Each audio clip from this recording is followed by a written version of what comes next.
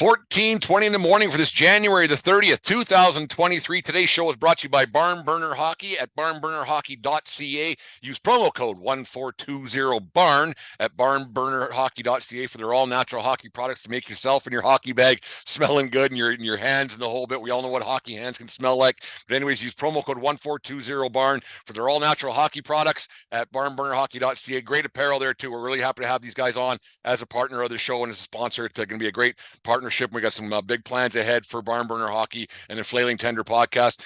Big week ahead of us here in Lethbridge. The Connor Bedard Show in the Regina Patch is making its way to the Sportsplex, as I also like to call it, from Lethbridge Bronco days back in the early 80s, and it was with the Hurricanes. Now it's NMAX Center. But the Connor Bedard Show is going to be the place. It's going to be packed, sold out. It's going to be interesting to see the hockey fans, how they react when Bedard dazzles as he did yesterday against Medicine Hat Tigers. He scored a beauty of a goal in the first period, I think it was. Man, that kid's got some he's got some skill and he's got some talent. It's gonna be interesting to see what he's got going on. But anyways, other hockey news, the Boston Bruins, holy cow, it's stopped the presses. The Bruins have lost 3 in a row. It's not going good right now in Bruins land. I'm just kidding around. Tough part of the schedule. They lost yesterday the Carolina Hurricanes, 4-1 hockey game. And kudos to the Carolina fans for showing up yesterday. Everybody says how the United States is, no matter what, they take every sport takes a back seat to the National Football League. And everybody knows that the National Football League had their championship games yesterday. One dud of a game. The other one was a really good one, but the Carolina fans showed up, 18,900. They're basically averaging a sellout all season long, and Carolina's got a hell of a hockey team there, and the people are going out and are coming out in droves on a nightly basis to Carolina. But anyways, back to the Bruins. Like I said, they lost 3 in a row. The tough part of the schedule, they lost to Florida, Tampa, and now to Carolina. It's a really tough part of the schedule. They end the first half of the regular season before the All-Star break. Another tough opponent in the Toronto Maple Leafs. Who are having a hell of a season as well. But the Bruins, they still got I think an 11-point lead over the Toronto Maple Leafs in the Atlantic Division. It's pretty much set that they're going to win the division. Something catastrophic would have to happen. But losing 3 games right now, maybe if they lose up to their fourth to the Leafs, it might not be the worst thing to happen. I mean, you can't expect a team to be in a wagon like that the entire time and the entire season to keep going like that. It's almost impossible and it's unheard of. But to go on a losing streak like that isn't much of a bad thing, considering you have a big lead, and it might put a look at what the team might need going into the playoffs and what they can try to acquire at the trade deadline. It's March 3rd, I think it is, that's coming up. That you got to, okay, what do we need and what can we do to improve our hockey club, and what do we think we need, and how do we get ahead of this? And trying to make trades in the National Hockey League is a tough thing to do, considering the salary cap implications and everything else. And every team that's contending for Stanley Cup this year, they're right at the cap, and they have situations. And so all teams have to look at what players are available. Is it a Bo Horvat out of Vancouver with Shen as well? Is it the trade, the Patrick Kane thing that everybody's talking about? Do you see if you can get one more playoff run out of Jonathan Toews out of Chicago? Is that what each team is trying to do and can think about doing?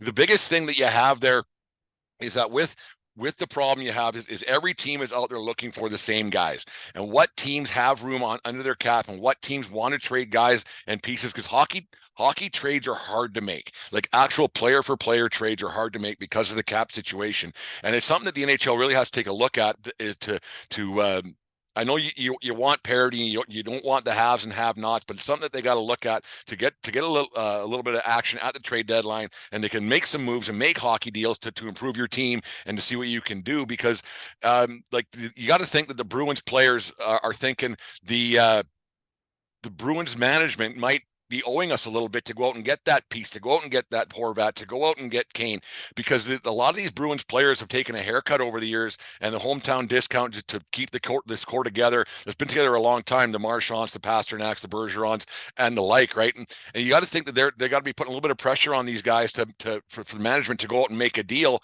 and to put them over the hump, because all the greatness that these Bruins teams have had over the years, and they've been right there, and they've been licking the jar to a championship for a long time. They they haven't won a Stanley Cup since 2011.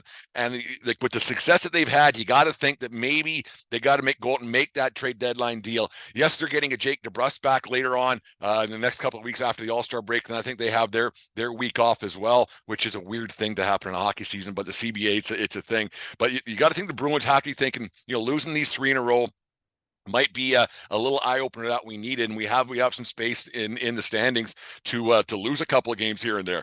But losing 3 in a row is never a good thing. Speaking of a guy who lost 15 in a row twice in his junior hockey career, but there's another story for another day.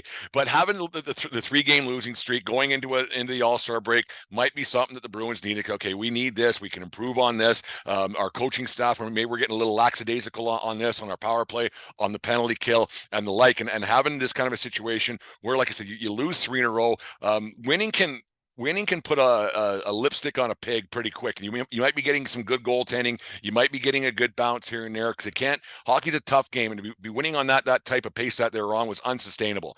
And to have a couple of losses might reset the team and say, okay, we were getting a little bit lazy here. We were doing this there. Things we were getting away with. When we got a hot goalie, not that Allmark's not playing well, but you get a situation where you have a guy who's a little bit lazy going into this and not doing that, and when you win a game and you can get by with some victories, it can mask a lot of things. And you got to think a lot of teams that go into Boston and have Boston coming into their arena, they're going to put a little extra effort into it too, right? So like they're going to be getting every team's best night in, night out, and teams are going to when you're the best, you're going to get knocked off, and you're going to see a lot of teams playing a little bit harder. Like Ric Flair, to be the best, you got to beat the best, right? And so, and that's what the Bruins are right now, and they're going to get every team's best effort night in, night out, no matter what. And taking a shift off or two might be something that the Bruins were doing the last few games. I mean, it's 3 tough opponents that they had. Florida, not so much. Maybe Florida's going to start playing better hockey since they got the scolding from me and their coach Paul Maurice the other day. It seems to be an odd thing in 14:20 in the morning land. If you get a bit of a stern finger wagging or a kick in the pants, they seem to go on a little bit of a winning streak. So watch the Bruins reel off 15 in a row after this. But no, it's going to be interesting to see what the Bruins are possibly able to do at the deadline. No cap space whatsoever. Do you move a player that's a long-term guy to go out and win a Stanley Cup? Do you trade they don't have any much draft capital over the years. It's just kind of the way things go.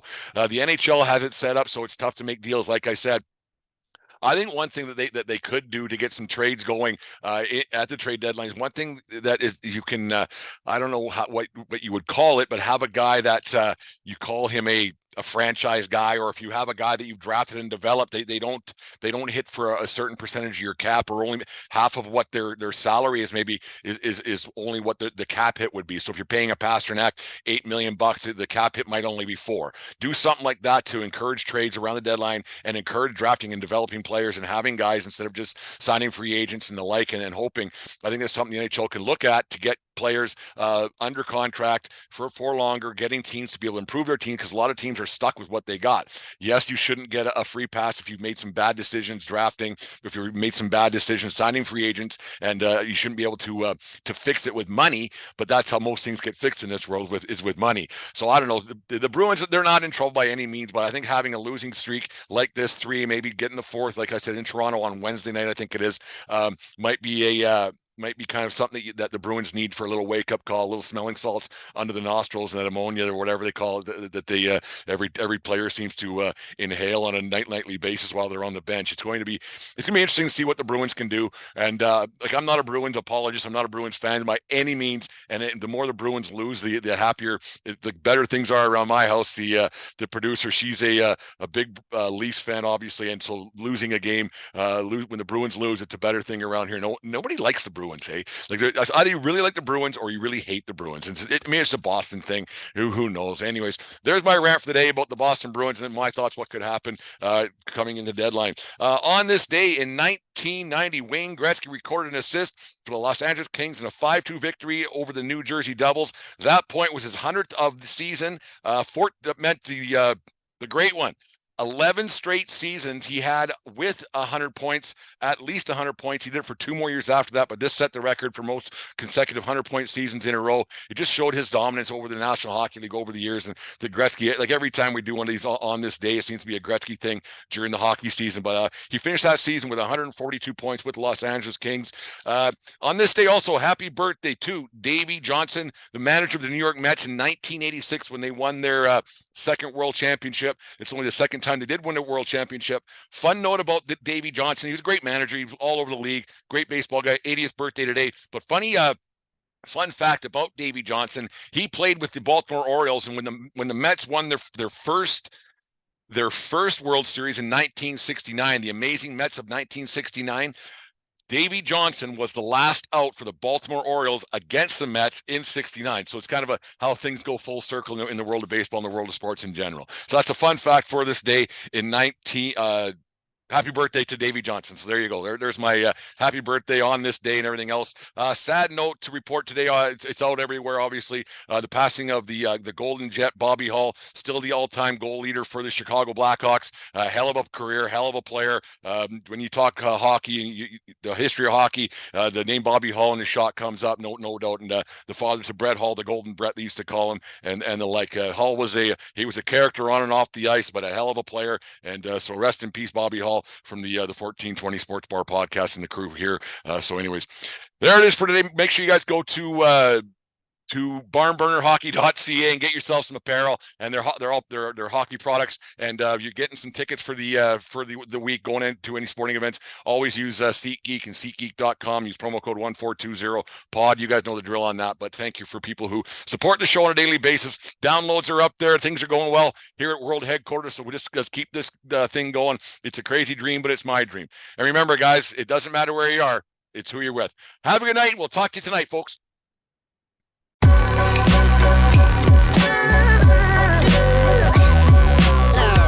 The following is a presentation of the Belly Up Sports Media Network.